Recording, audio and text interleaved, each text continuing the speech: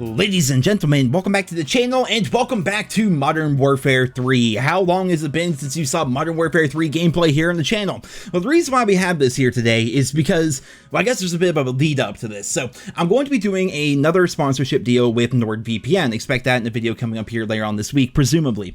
But while talking about that, right now I was talking to Courtney, I was telling stories about like NordVPN, how great it is and things like that. Obviously I'm biased because they sponsor me, but I was also talking about an old story that happened to me back in Modern Warfare 3. Not necessarily something I think NordVPN could have helped out with, but it's something that ended up being, in retrospect, really funny, but at the time, it was like horrible. It was like actually really, really bad. So way back when, I'm sure you guys remember, back in Modern Warfare 2, Sandy Ravage, who's still around, he still streams. I'll put a link to his stream down there in the description. I watch him and XCal like all the time. I mostly lurk, but still, he still streams. We had a Booster Justice series back in Modern Warfare 2, where he would make these amazing like montage style videos exposing boosters in Modern Warfare 2 who are boosting for nukes, using tac inserts, hiding in the back of the map and doing things like that. And it was all very well edited and it was all hilarious, right? And so there's a bunch of copycats out there who also want to do booster justice, which back in the day, boosting was a big problem. Like back in Modern Warfare 2, Modern Warfare 3, even going back to like Call of Duty 4, headshot boosting and cage matches, like boosting was a big thing way back when. Nowadays, no one can really do it because they'll just get exposed right away. Their account will get reset. It's a whole problem, right?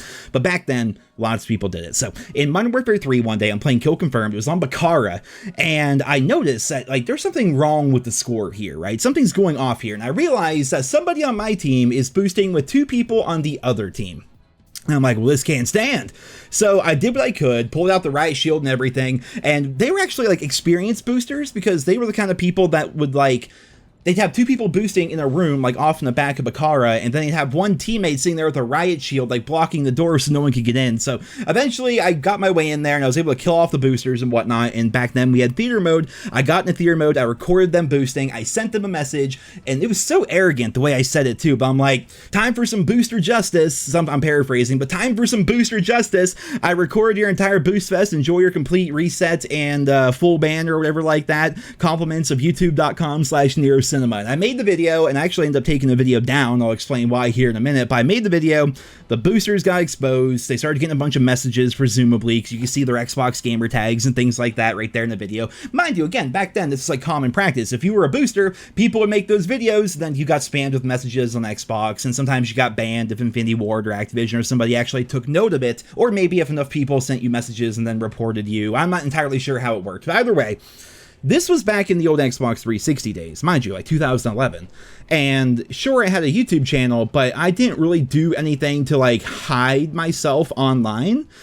And so right there in my Xbox bio, which back in the day, Xbox bios were huge. You had your nuke count in there, you had your 1v1 record in there. Some people would make like art out of like all the different symbols and stuff like that. Like I would spend hours looking at other people's Xbox bios and like going through their achievements and stuff like that. You just, I don't know, it was always fun to look at. But right there in my bio was my full name and the town I lived in. And that was bad because I sent that message, I got those guys presumably banned, but right there was my name and my hometown. So they find me on Facebook back in 2011. I don't even have Facebook anymore, but they find me on Facebook, and on my Facebook, which was not privated, was my phone number. Also not privated. Like it was just right there. Like everyone just had everything out in the open back then, back before cybercrime was like wild and rampant within the gaming community. So then I start getting text messages saying, you fucked with the wrong guys. I'm like, all right, who's this? And they like, you know who this is. And I'm like, well, that's weird. And they didn't respond. But then I started getting some really creepy messages. I started getting messages from older men in like my area, like around my area code, right? Asking my age, sex, and location. I had questions like, where can we meet up? And they start like naming like places around me, places that I recognized. And then eventually I got a message back from the people that initially sent it, the boosters, we'll call them, saying, I told you not to fuck with us, and now we've posted your phone number on dark web pages for pedophiles. I'm like, what the fuck? So I'm getting some creepy ass messages. In retrospect, what I should have done is report all those phone numbers to my local police. I wasn't thinking about that at the time. I was more thinking about the fact, like, how do I stop pedophiles from, you know, text messaging me and like trying to get a hold of me and things like that. It was so creepy. Mind you, I was over 18 at the time regardless, but still, it was like such a weird, creepy experience, you know? And then there's apparently some like different kinds of like sites online that you can use to like spam people text messages unto the point where like your phone will just simply not stop, right? And they did that. They sent like, it's kind of like the equivalent of DDoSing, but to your phone. I got message like nonstop for hours. I just had to like turn off my phone, and when I turned my phone back on, that didn't make it worse because I had a bunch of messages to still catch up on. I think I got like 1,000 messages over the course of like an hour. And I started getting more creepy messages from these boosters. They're like, you think we're done? We are not done yet. You think the dark web stuff was creepy. You wait for what's happening next. And I'm like, oh God, I don't want to know what's happening next. Like at this point, I'm like, I'm sorry I got y'all banned in Modern Warfare 3. You can have your Moab. You can have your cold camo. I'll boost with you. Just come on, man. I don't need this. But before I could find out like what the worst of it was going to be happening, I eventually came up with a solution, because blocking their number does nothing. If I were to block their number, I'm still getting messages from creepers. I'm still getting spam text messages from websites. Like these people like had everything. I had to like lock down my Facebook and everything. Like it just, everything was open back then, you know?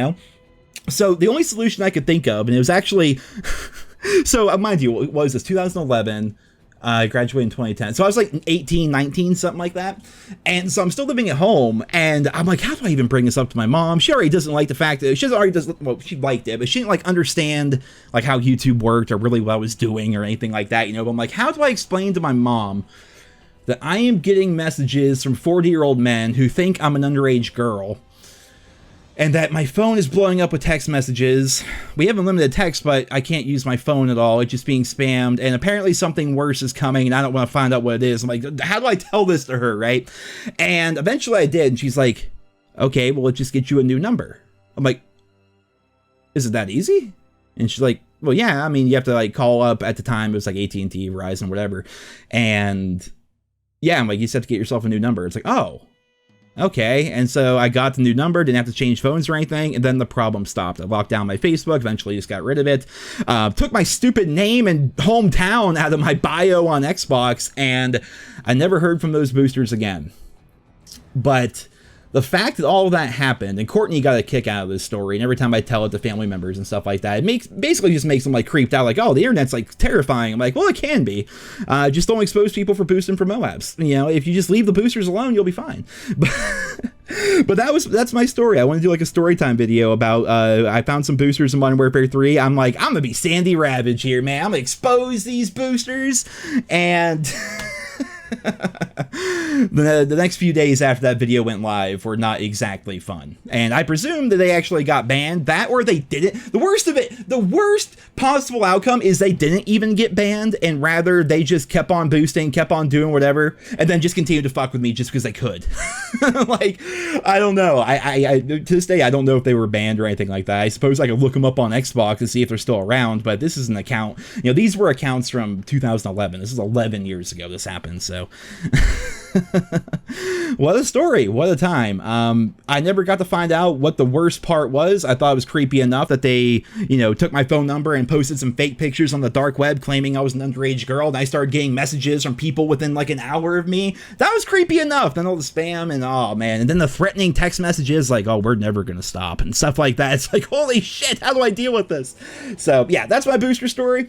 And yeah, it kind of just goes back to the idea of like cybersecurity and things like that. And I just wanted to let you guys know that yes, I will be doing another ad read for NordVPN here in a couple of days, which should be fun. I've done like 3 or 4 of them so far, and that just kind of like inspired the whole story that I wanted to tell you guys here for today's video. So I hope you guys all enjoyed. Leave your thoughts and feedback down there in the comments, and I hope you guys all have a wonderful day.